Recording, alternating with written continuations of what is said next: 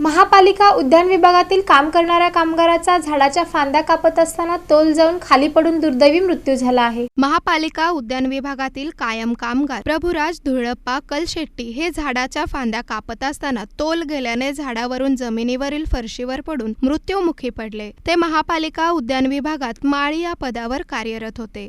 ते मूकबधीर होते। तुळजापूर वेस येथील हुतात्मा स्तंभ येथील उद्यानाच्या देखभालीस कार्यरत होते। काल सकाळी हुतात्मा स्तंभ येथे झाडांच्या फांद्या अस्तव्यस्त वाढल्याने ते कापायला झाडावर चढले। फांद्या कापत असताना तोल जाऊन हुतात्मा स्तंभ येथील जमिनीवरील फरशीवर पडले, तेव्हा डोक्यास मार लागून रक्तस्राव सुरू झाला। तेथील नागरिकांनी त्यांना ताबडतोब मार्कंडेय रुग्णालय येथे दाखल केले। त्यावेळी त्यांची प्रकृती चिंताजनक होती। त्यांच्या मेंदूत रक्तस्राव झाल्याने अखेर सायंकाळी 6 वाजण्याच्या सुमारास त्यांची प्राणज्योत मावळली। त्यांचे वय 52 वर्ष होते। ते भवानी पेठ येथे राहत होते। त्यांनी यापूर्वी प्राणी संग्रहालय रूपा भवानी उद्यान येथेही सेवा बजावली। त्यांच्या पश्चात पत्नी, 2 मुले असा परिवार आहे। घरातील कर्ता पुरुष गेल्याने कलशेट्टी कुटुंब उघड्यावर आला आहे। त्यांचे नातलग धाय मोकलून आक्रोश करत रडत होते। ते कर्तव्य बजावत असताना मरण पावल्याने त्यांना तातडीची मदत व अनुकंपा तत्वावर त्यांच्या मुलांना महापालिका सेवेत घेण्याची मागणी तेथे उपस्थित नागरिक करत होते। यावेळी आमदार विजयकुमार देशमुख यांनी त्यांच्या कुटुंबियांची भेट घेऊन सांत्वन केले। पुढील कार्यवाही करण्याची हमी दिली।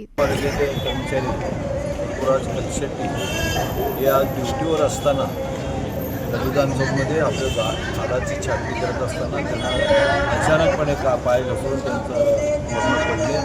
त्यांना ताबडतोब रुग्णालयामध्ये आणण्यात आलं आणि रुग्णालयामध्ये 5 वाजता त्यांचं निधन झालं। खरं तर झाडं साफ करत असताना त्याला लिफ्ट असलेली गाडी पाहिजे, म्हणजे ते जर तिथपर्यंत गाडीवर जाऊन झाडे छाटता यावं, झाडावर चढून मग जाऊन फांद्यावर उभारून जर का झाडं छाटत असेल तर असल्या ह्या दुर्घटना होतच राहणार आहे। त्याची काळजी महानगरपालिकेने ताबडतोब घ्यावी। आज त्यांचा मृत्यू झालेला आहे अचानकपणे, आणि त्यांच्या अचानकपणे झालं तर त्यांना त्यांचे 2 मुलं आहेत। त्यांच्या पाठीमागे सोडून 2 मुलं लहान आहेत, त्यामुळे त्यांचा प्रपंचाचा भवितव्याचा विचार महानगरपालिकेच्या वतीनं मी आणखी साहेबांना भेटणार आहे आणि सांगणार आहे की त्यांचा विचार करायला पाहिजे। आणि त्याच्यानंतरनं त्यांनी कायम कर्मचारी असल्यामुळे त्यांच्यानंतरनं त्यांच्या घरातल्या नोकरी। त्यांच्या समवेत माजी नगरसेवक शिवानंद पाटील, बाळासाहेब आळसंदे आदी उपस्थित होते।